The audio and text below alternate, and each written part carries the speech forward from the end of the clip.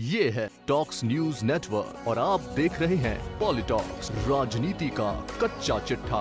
प्रदेश में लगातार बढ़ रहे कोरोना मामले की चेन तोड़ने के लिए गहलोत सरकार ने जन अनुशासन पखवाड़े की पाबंदियों को और सख्त करते हुए 17 मई तक बढ़ा दिया है, जिसे इस बार रेड अलर्ट जन अनुशासन पखवाड़े का नाम दिया गया है। सीएम गहलोत के निर्देश के बाद गृह विभाग ने देर रात नई गाइडलाइन जारी कर दी है। रेड अलर्ट जन अनुशासन पखवाड़े के तहत अब शादियों में 50 की जगह केवल 31 लोगों को ही अनुमति दी गई है, जिसके लिए अब एसडीएम को सूचना देने के साथ आने वाले मेहमानों की लिस्ट पहले देनी होगी। वहीं शनिवार व रविवार को वीकेंड कर्फ्यू के दौरान दोपहर 12 से शाम 5 बजे के बीच बेवजह बाहर घूमने वालों का मौके पर ही कोरोना टेस्ट किया जाएगा और आरटीपीसीआर रिपोर्ट नेगेटिव नहीं आने तक संस्थागत क्वारंटाइन किया जाएगा। वीकेंड कर्फ्यू में दूध, मेडिकल और फल सब्जी को छोड़कर सब कुछ बंद रहेगा।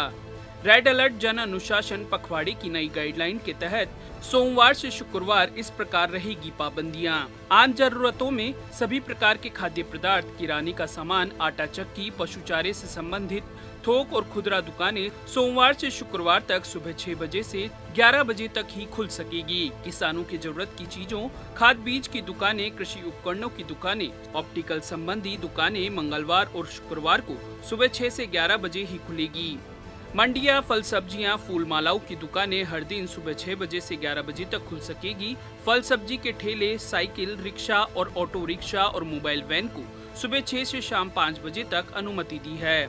डेयरी और दूध की दुकानें सुबह 6 बजे से 11 बजे, शाम 5 बजे से 7 बजे तक खोलने की अनुमति होगी। सरकारी राशन की दुकानें बिना किसी अवकाश के खुली रहेगी। मेडिकल स्टोर, मेडिकल उपकरणों की दुकानें खुली रहेंगी। सभी खेल मैदान और सार्वजनिक गार्डन अब सुबह 5 बजे से 11 बजे तक ही खुले रह सकेंगे।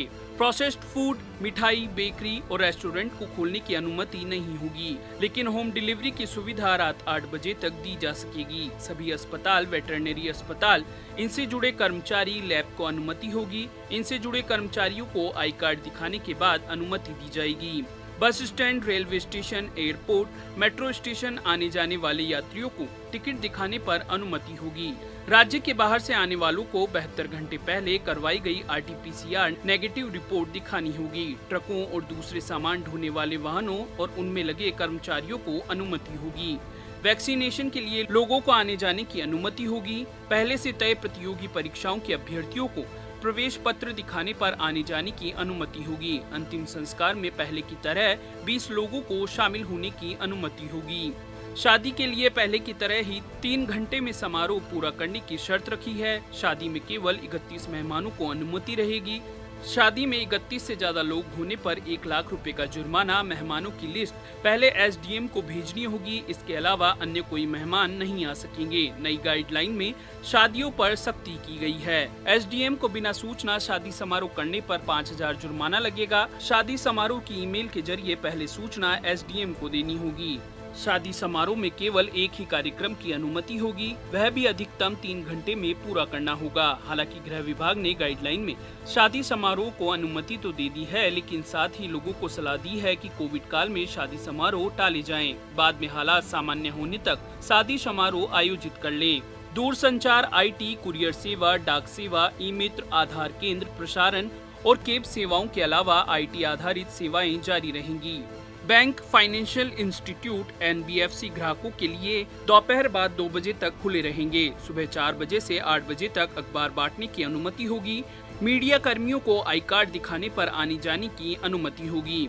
निजी वाहन 7 से 12 तक ही फ्यूल ले सकेंगे। पेट्रोल पंप खुले रहेंगे, लेकिन निजी वाहन सुबह 7 बजे से दोपहर 12 बजे तक ही डीजल, पेट्रोल या गैस भरवा सकेंगे। एलपीजी सिलेंडर बांटने की सुबह 6 बजे से शाम 5 बजे तक ही अनुमति होगी।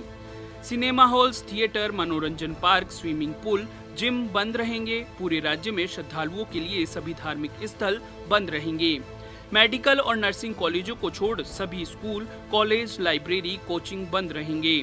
सार्वजनिक परिवहन की बसों में 50% यात्रियों के साथ अनुमति होगी। निजी वाहनों से एक जिले से दूसरे जिले में जाने पर रोक बरकरार रखी गई है। निजी और रोडवेज की बसें चलेंगी। बसों में खड़े होकर यात्रा करने की अनुमति नहीं होगी। मेडिकल इमरजेंसी और अत्यावश्यक सेवाओं को छोड़कर एक जिले से दूसरे जिले में निजी वाहन से यात्रा पर रोक रहेगी। आपातकालीन सेवाओं के लिए निजी वाहन में यात्रा करने पर 50% लोग ही बैठ सकेंगे।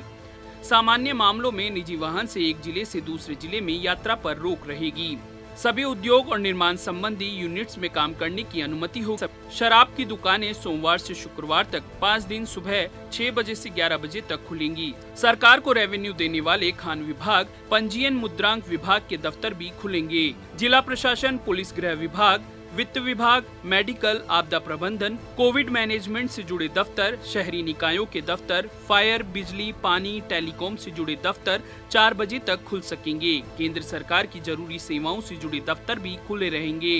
इसके अलावा भी गृह विभाग की अनुमति से राज्य स्तर और जिले में कलेक्टर की अनुमति से अन्य दफ्तर खोले जा सकेंगे। पॉलिटॉक्स ब्यूरो, जयपुर। ये है टॉक्स न्यूज नेटवर्क और आप देख रहे हैं पॉलिटॉक्स, राजनीति का कच्चा चिट्ठा।